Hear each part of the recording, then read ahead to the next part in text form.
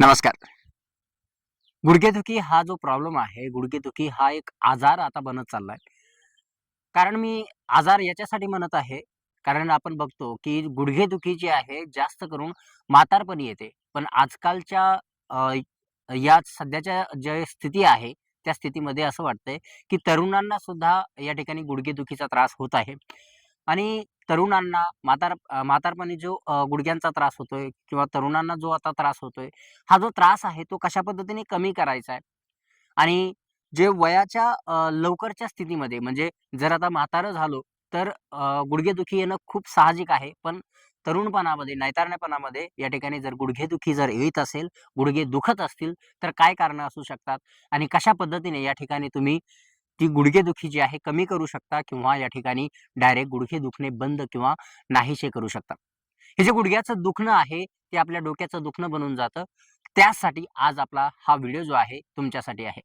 गुडघ्याचं दुखणं डोकेदुखी बनू नये, त्यासाठी काही योगासने आहेत, ती आसने आज आपण बघणार आहोत. तर नमस्कार, मी राजू भाकड आणि तुमचे पुन्हा एकदा स्वागत करतो आपल्या YouTube चॅनलवरती. तर आज आपण जी काही योगासने बघणार आहोत, ती कोणकोणती आहेत आणि कशा पद्धतीने केली पाहिजेत, त्या अगोदर ज्यांना कोणी करू नये, हे मी अगोदर सांगून ठेवतो, जेणेकरून तुम्हाला नंतर याचा त्रास या ठिकाणी होणार नाही. ज्यांना खूप जास्त सध्या गुडघेदुखी असेल, खूप जास्त म्हणजे लगभग तुमची सर्जरी वगैरे झालेली असेल आणि तुम्हाला जर डॉक्टरने सांगितलं असेल, की या ठिकाणी तुमची एक्सरसाइज असो, मूव्हमेंट असो, या ठिकाणी करायची नाहीये. त्यावेळेस या ठिकाणी 100% तुम्हाला मूव्हमेंट किंवा हे आसन किंवा हे जे योगासने आहेत, ती करू नका. जर करायची असतील, तर तुमच्या डॉक्टरच्या सल्ल्याने, त्यांच्या सल्ल्याशिवाय योगासने, कोणतीही मूव्हमेंट या ठिकाणी करू नका. जेणेकरून तुम्हाला त्रास होईल. तर आता सुरुवात करूया पहिल्या आसनापासून ज्यामध्ये पहिलं जे आसन आहे ते म्हणजे भद्रासन. हे भद्रासन म्हणजे बटरफ्लाय पोज. आता ही बटरफ्लाय पोज जी आहे ती कशा पद्धतीने करायची आणि याचे फायदे कशा पद्धतीने आपल्याला होतात. तर आता जी गुडघेदुखी आहे ती 2 कारणामुळे होते. या ठिकाणी एक म्हणजे स्टिफनेस आहे, दुसरं म्हणजे वीकनेस आहे. आता स्टिफनेस म्हणजे काय? तर ज्यावेळेस तुम्ही खुर्चीवरती बसून राहता किंवा काही काम न करता, काही मूव्हमेंट न करता या ठिकाणी तुम्ही राहता, त्यावेळेस काय होतं, की जे आपल्या गुडघ्यांचे जे मसल आहेत, त्या ठिकाणी स्टिफ होऊन जातात किंवा त्या ठिकाणी वीक होऊन जातात. जर एक्सरसाइज असेल तरच त्या ठिकाणी स्ट्रेंग्थ वाढते आणि जर एक्सरसाइज नसेल, तर त्या ठिकाणी स्टिफनेस वाढते आणि वीकनेस सुद्धा वाढते. आणि तीच वीकनेस या ठिकाणी मसलची वीकनेस जी आहे, ती कमी करायची असेल, तर कशा पद्धतीने तुम्ही करू शकता आणि त्यांना स्ट्रेंथन कशाप्रकारे करू शकता? तर ही आसने त्यांचं उत्तर आहे. तर सगळ्यात अगोदर जे आपण भद्रासन करणार आहोत, ते कशा पद्धतीने करायचंय? तर सगळ्यात अगोदर मॅटवरती बसून अशा पद्धतीने पाय सरळ ठेवायचे आहेत. त्यानंतर पाय फोल्ड करून या ठिकाणी पायाचे जे तळवे आहेत, ते एकमेकांना जोडायचे आहेत. इकडे बघा. आपण पायाचे तळवे या ठिकाणी जोडलेले आहेत आणि आपले जे गुडघे आहेत ते खाली प्रेस करण्याचा या ठिकाणी प्रयत्न करा. आता ज्यावेळेस तुम्ही गुडघे खाली प्रेस करता त्यावेळेस तुम्ही बघू शकता जी गुडघ्याची वाटी आहे, त्या वाटीच्या भोवती जे मसल आहेत त्या ठिकाणी स्ट्रेच होत आहेत. ठीक आहे? आणि तुम्हाला या ठिकाणी सुद्धा या मांडीच्या भागामध्ये सुद्धा तुम्हाला स्ट्रेच फील होणार आहे आणि या ग्रॉइन रिजनमध्ये सुद्धा स्ट्रेच फील होणार आहे. ज्यांना मांडी घालण्यासाठी त्रास होतो, त्यांच्यासाठी सुद्धा हे आसन खूप फायदेशीर आहे. महिलांसाठी, पुरुषांसाठी हे आसन चांगलं आहे. त्यानंतर पी-सी-ओ-एस, पी-सी-ओ-डी हे आसन त्यामध्ये हेल्प करतं. जे हार्मोनल इम्बॅलन्स आहे, त्यानंतर ज्या प्रेग्नंट वुमन आहेत, त्यांनी सुद्धा डॉक्टरच्या सल्ल्यानुसार हे आसन करू शकतात. आता गुडघ्यांचे जे मसल आहेत, त्या ठिकाणी स्ट्रेच होत आहेत आणि स्ट्रेंथन या ठिकाणी होण्यासाठी मदत होते आणि जर स्टिफनेस असेल, तर त्या ठिकाणी जे आहे मसल स्ट्रेच झाल्यामुळे या ठिकाणी ब्लड सर्क्युलेशन वाढल्यामुळे या ठिकाणी गुडघ्यांना फायदा मिळतो. आता ज्याप्रमाणे एखाद्या जर तुम्ही रोप लावलं, झाड लावलं आणि जर त्या ठिकाणी झाडाला किंवा त्या रोपाला जर पाणी नसेल मिळत, तर त्या ठिकाणी जे आहे त्या झाडाची वाढ होणार नाही. त्या झाडाचा जो बुंदा आहे तो स्ट्रेंथन होणार नाही. त्याची स्ट्रेंग्थ जी आहे वाढणार नाही. तर त्याचप्रमाणे आपल्या शरीराला रक्ताची गरज असते आणि हे रक्त विसरण जी आहे प्रोसेस, ब्लड सर्क्युलेशन ज्याला आपण म्हणतो, ते योग्य प्रकारे झालं पाहिजे आणि त्यासाठी व्यायाम, एक्सरसाइज खूप गरजेची आहे. आता हे जे आसन आहे भद्रासन, हे कशा पद्धतीने करायचं ते आपण बघूया. तर यामध्ये सगळ्यात सिंपल जे आहे आपल्या गुडघे जे आहेत खाली प्रेस करण्याचा प्रयत्न करायचा आहे. जर तुम्ही जास्त आपल्या टाचा आपल्या स्वतःकडे घेतल्या आहेत आणि तुमची पाठ जी आहे अशा पद्धतीने वाकलेली आहे, तर हे करू नका. काय करायचंय, हलकसं पायांना समोर घ्या आणि पाठीला सरळ ठेवण्याचा प्रयत्न करा आणि त्यानंतर गुडघ्यांना खाली प्रेस करण्याचा प्रयत्न करा. यानंतर याच्यामध्येच तुम्ही काय करू शकता, मुवमेंट या ठिकाणी देऊ शकता गुडघ्यांना, आपल्या पायांना. तर ती कशी, तर या ठिकाणी वरती घ्यायचे आहेत आणि खाली मुवमेंट या ठिकाणी द्यायची आहे किंवा अशा पद्धतीने ही मुवमेंट राहणार आहे. जर समजा काही कारणास्तव या ठिकाणी तुम्हाला ही मुवमेंट जी आहे, ही बटरफ्लाय पोज आहे किंवा हे जे भद्रासन आसन आहे, हे आसन जर तुम्हाला काही कारणास्तव करता येत नसेल किंवा करण्यात जमत नसेल, तर याऐवजी जे आहे तुम्ही हाफ बटरफ्लाय पोज करू शकता. आता ती कशी करायची आहे तर सगळ्यात सोपं, पाय सरळ ठेवायचे, एक पाय फोल्ड करायचा आणि आपल्या मांडीवरती ठेवायचा. मांडीवरती ठेवल्यानंतर आपली टाच जी आहे ते आपल्याकडे घेण्याचा प्रयत्न करायचा, जेवढा येईल तेवढा. त्यानंतर या ठिकाणी गुडघा प्रेस करायचा आहे खाली, हळूच वरती घ्यायचा आहे, पुन्हा प्रेस करायचा आहे, हळूच वरती घ्यायचा आहे. तर अशा पद्धतीने जी मुवमेंट आहे या ठिकाणी तुम्ही करू शकता.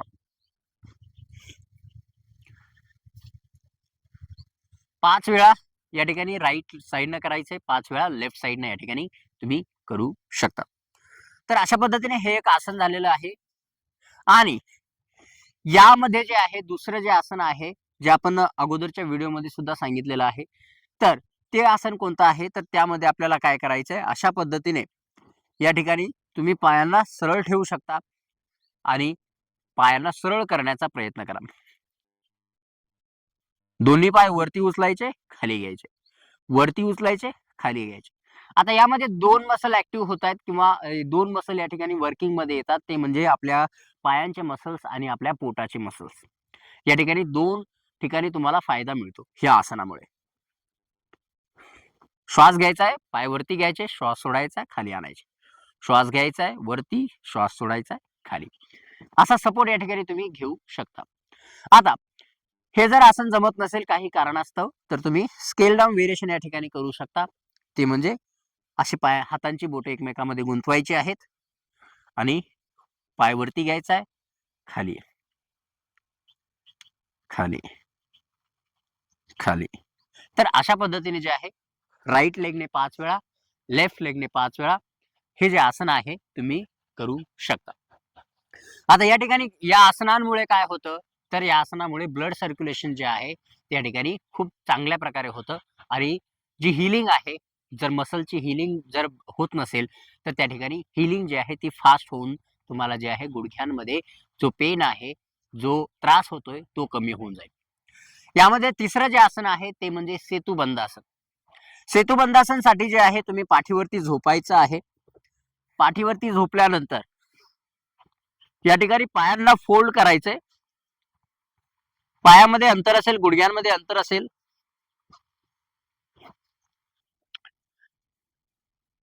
सेतुबंधासन करण्यासाठी या ठिकाणी काय करायचं आपल्याला, हळूहळू आपल्या हिप्सला जे आहे, आपल्या नितंबला या ठिकाणी उचलायचं आहे. या ठिकाणी बघू शकता की आपलं जे वजन आहे ते आपल्या गुडघ्यांवरती या ठिकाणी येतंय आणि आपल्या गुडघ्यामध्ये, आपल्या पोटावरती, आपल्या हिप्स वरती या ठिकाणी ताण या ठिकाणी निर्माण होत आहे. यामुळे होतंय की आपल्या पायांकडे जे आहे ब्लड सर्क्युलेशन चांगल्या प्रकारे होतं आणि जी हिलिंग प्रोसेस आहे, जसं आम्ही अगोदर सांगितलं, ती हिलिंग प्रोसेस या ठिकाणी चांगल्या पद्धतीने होऊ शकते. काही वेळ थांबल्यानंतर तुम्ही या ठिकाणी परत यायचंय आणि 2 ते 3 वेळा अशा पद्धतीने जे आहे हे आसन सेतुबंध आसन या ठिकाणी तुम्ही करू शकता. तर जर तुम्ही थांबू शकत नसाल काही कारणास्तव जास्त वेळ, तर तुम्ही मुवमेंट या ठिकाणी करू शकता. वरती उचलायचंय, खाली आणायचंय, हिप्सला वरती घ्यायचंय, श्वास घेत, श्वास सोडत खाली यायचंय, श्वास घ्यायचाय वरती, श्वास सोडत खाली. तर अशा पद्धतीने 5 ते 10 वेळा या ठिकाणी तुम्ही हे आसन करू शकता.